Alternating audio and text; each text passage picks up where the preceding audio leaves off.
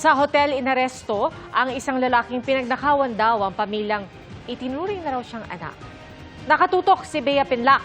Exclusive.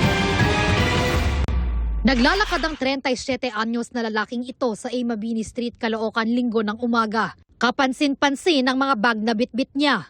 Ang mga laman pala nito, mga tinangay niyang gamit sa bahay ng pamilyang tinuring na raw siyang anak ayon sa pulisya. According po dun sa complainant, yung suspect na yan ay kanila ng inaruga simula pa pagkabata. Inako na nila parang tunay na anak. Naiwan daw ang suspect sa bahay nung Linggo nang umalis ang pamilya para magsimba sa Pangasinan. Nanggaling sila sa Manawag, na unang umuwi yung anak nila. Doon nga nakita nung panganay na anak na pinasok yung sira yung bintana nila. At pagpasok sa kwarto, doon nakita nila na nakatiwangwang lahat ng gamit. Persahan binuksan yung bolt at doon nga nakuha yung mga alahas nila. Tinangka pa raw nitong sirain ang nakalak na pintuan para lang makapasok ng kwarto.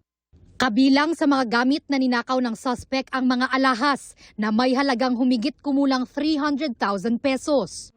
Nahuli kinabukasan ng suspect na naka-check-in sa isang hotel sa Barangay 81, Caloocan. Nung nalaman nila through Google account na naka-check-in sa isang hotel, parang ang sabi sa amin nung suspect ay nagpamassage lang daw siya. Actually, suot niya yung kwintas at yung bracelet nung may-ari ng mga alahas. Na-recover din sa kanya yung mga iba pang assorted na jewelries. Pero ang ibang alahas na tinangay ng suspect, nasangla na raw nito. Lahat yan, positive. Positive lang yan. Yung kakabili lang na yan. Lahat yan sa amin. Na-recover din sa hotel room ng suspect ang iba pa umanong nakaw na gamit. Hindi muna nagbigay ng pahayag ang pamilyang nabiktima. Sinusubukan pa namin kuhanin ang panig ng suspect. Pero ayon sa pulisya, Inamin naman po nung suspect yung crime na nagawa niya.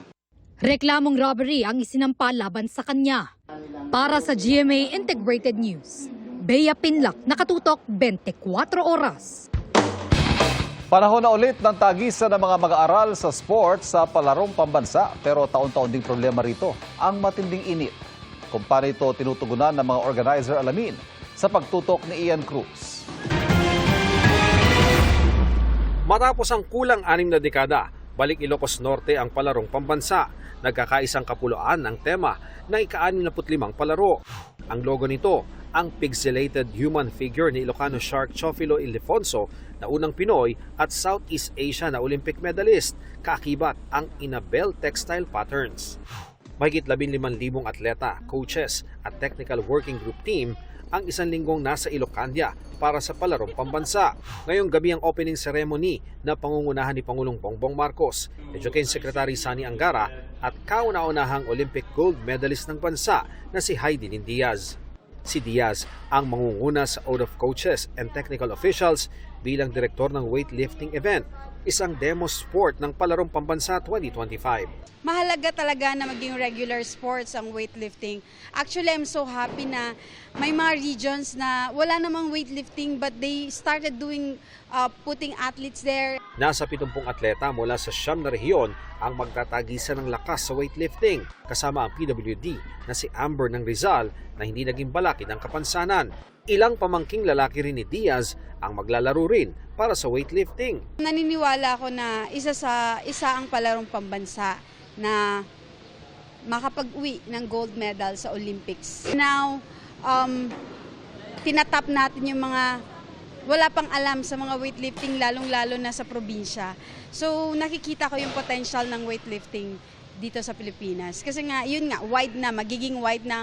Nakakapaso ang sikat ng araw dito sa Lawag pero hindi magiging hadlang ang init ng panahon sa misyon ng mga atleta na magpunyagi sa kani-kanilang paligsahan.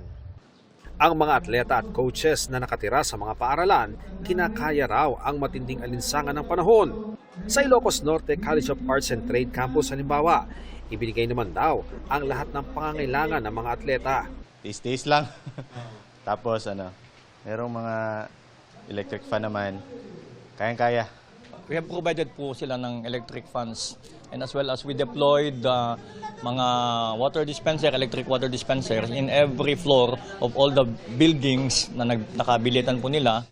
Inaasahan ding hindi magkakaroon ng outdoor events mula 10 a.m. to 3 p.m. para iwas sa matinding sikat ng araw.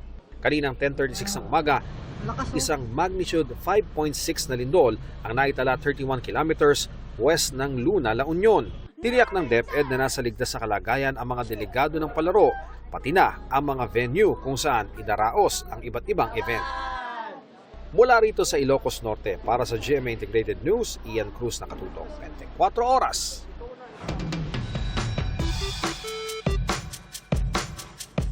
Sa mga nagdaang buwan, napapadalas daw ang mga sighting ng mga dugong sa Sarangani Bay. Madalas mag-isa ang mga ito, pero kamakailan, nasulyapan daw na dugong may kasama. Kuya Kim, ano na? Sa drone footage na pinost ng DNR Socsargen, makikita ang dugong na ito na palangoy-langoy sa katubigan ng Sarangani Bay. Kasama nito lumangoy ang kanyang calf o supling. Ang sighting na ito na mag-inang dugong, nagbigay ng pag-asa sa maraming marine conservation advocates. Ang mother calf sighting kasi, indikasyon ng Sarangani Bay, isang ligtas at nurturing na habitat para sa mga dugong. Ang mga dugong o dugong-dugon vulnerable na, ayon sa IUCN o International Union for Conservation of Nature. Ibig sabihin, sila'y nanganganib ng maubos. Kabilang sa mga banta sa mga marine mammals na ito ang habitat loss o pagkawala ng kanilang tirahan, polusyon sa dagat, at iligal na panghuhuli sa mga ito. Kaya ngayon pa lang, alagaan at protektahan natin sila para hindi tayo malunod sa panghihinayang kapag sila'y tuluyang mawala. Ito po si Kuya Kim at sagot ko kayo, 24 oras.